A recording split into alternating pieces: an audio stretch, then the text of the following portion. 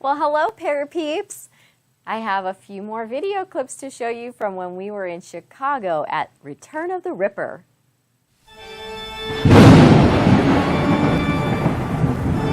Welcome to another episode of Our Haunted Travels with your hosts, Sean and Marianne.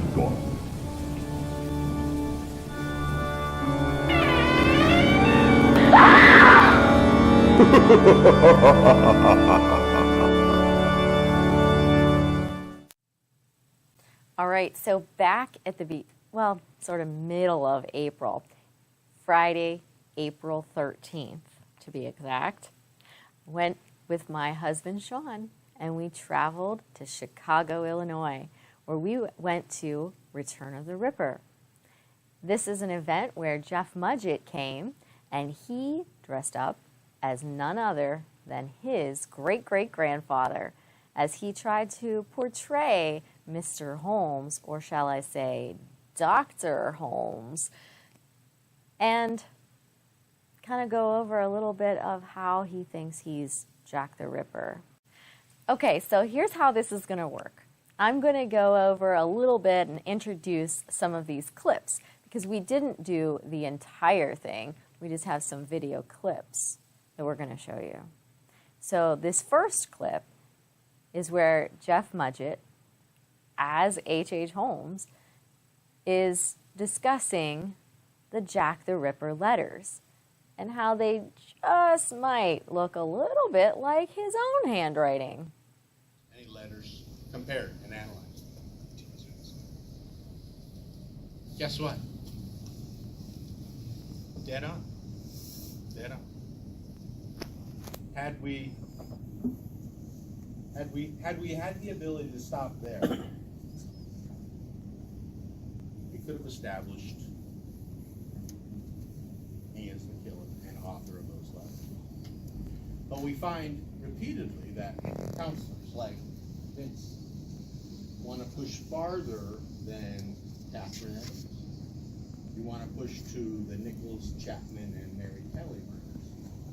Yeah, and I have to admit, if I'm going to be perfectly honest, by researching this, even those were unfortunate. All right, so this next clip is where Jeff is talking a little bit about the show that he had, American Ripper, and more specifically about the section where they were doing the facial profile drawings based on the witness accounts. The one the Scotland Yard uses to sentence men to a life behind bars. She ran the 13 eyewitness accounts through her computer and then came up with the drawing that I watched explode on the screen before my eyes. All right. There was no script that day. There was no scene. We were there. The film crew was behind us, 50 people. I didn't know what was coming up on the screen. The director didn't know what was coming up on the screen. History Channel didn't know what was coming up on the screen. As it came up, everyone in the room hushed. And the forensic artist, I'll never forget it. She turned to Amaryllis, my co-host on American Ripper, the CIA-trained forensic scientist, who I consider one of the most intelligent human beings I've ever met.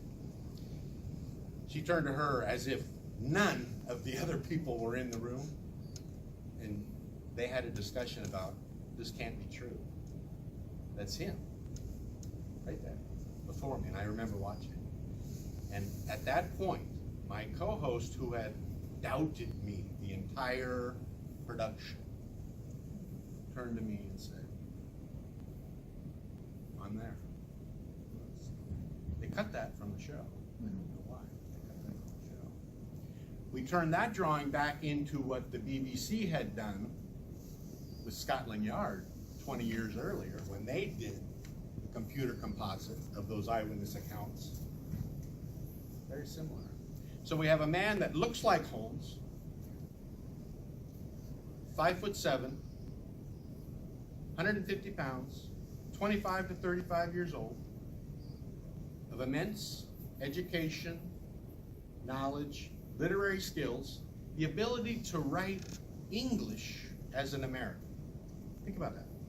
I can hardly write American as an American. And then to remove organs after a murder within minutes' time, to where at least 2 of the coroners reported and stated in their accounts the killer was of obvious anatomical knowledge. One even said a possible surgeon.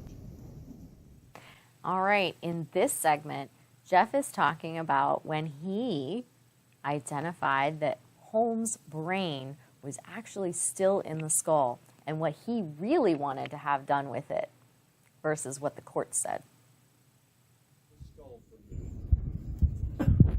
And they both run to the table, turn over, and the intact brain is in the skull from 120 years around. I immediately said, how is that possible? How? I still haven't got an answer. These are the anthropologists of the University of Pennsylvania, most famous in the world. That when you walk into their labs down the museum, you see mummies from the pyramids still in their museum. And they still haven't given me an answer how that brain is intact. I told them, my father and I want you right now, remove the brain, preserve it. 50 years from now, we may have the technology to determine what made him so evil. Maybe define evil. They wouldn't do it. The judge said no. He wanted it back in the ground the way it was. All right, in this segment, Jeff Mudgett is actually in character talking as if he was H.H. Holmes himself. What he's doing is talking specifically about how did he get his victims to so willingly go with him? What was his real personality that helped him to get his victims to come willingly? We were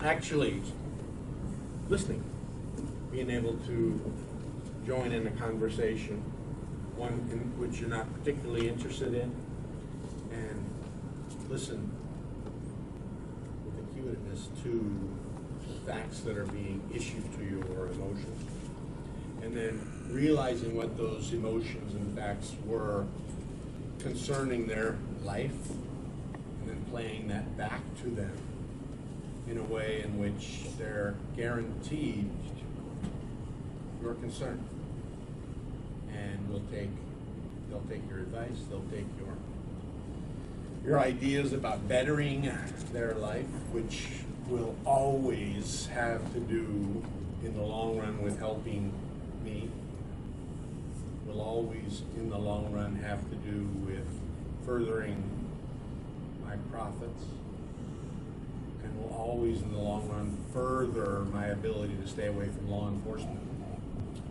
So it all comes down to that one fact, that one issue, learning to listen to the one you've selected as your next prey. It becomes very easy. You don't have to use violence, you don't have to use harm, you don't have to use force. And as many of you realize, studying my history, I very rarely did any of that. All right, now this is probably one of my favorite segments. Someone in the audience asked Jeff Mudgett, if you had 2 minutes with your great-great-grandfather to ask him anything, what would you ask him? This is his response. I'd like to precondition my answer with the question for you. Is he guaranteed to tell the truth when we talk? And then you're probably not. It's probably not worth much. If he was going to tell the truth, I'd ask him to analyze himself so that we can use that knowledge about evil and psychopathic tendencies to maybe further medical science and prevent it from happening again, because it will. It will. There are psychopaths now. Well, we see it on the news every 2 weeks, right? And when you see the experts get up on TV, do any of us think they know what they're talking about the human mind and why it goes bad? When we probably have the greatest example, the most infamous example of it ever, maybe in Holmes, as far as one man is concerned, not the Mao or Hitler or those. But I'd ask him to analyze himself.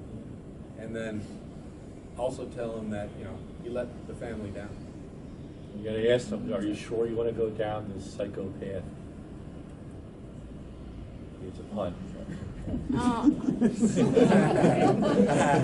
Okay, I'm slow on that one.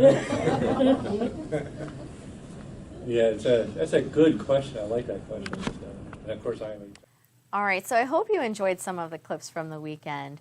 But basically, the whole weekend, the whole idea of it was looking at Jack the Ripper and seeing if Holmes could actually have been Jack the Ripper. And in fact, we all sat there and voted at the end, and the majority overwhelmingly said that yes, H.H. Holmes could have been Jack the Ripper.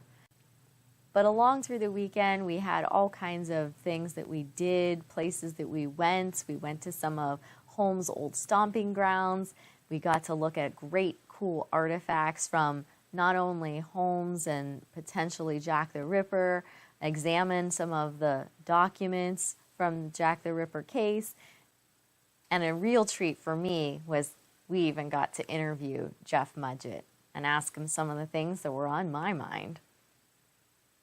So I would like to take a moment and thank Jeff Mudgett for all of the things that he does that take time to really show respect to all of the victims of his great-great-grandfather.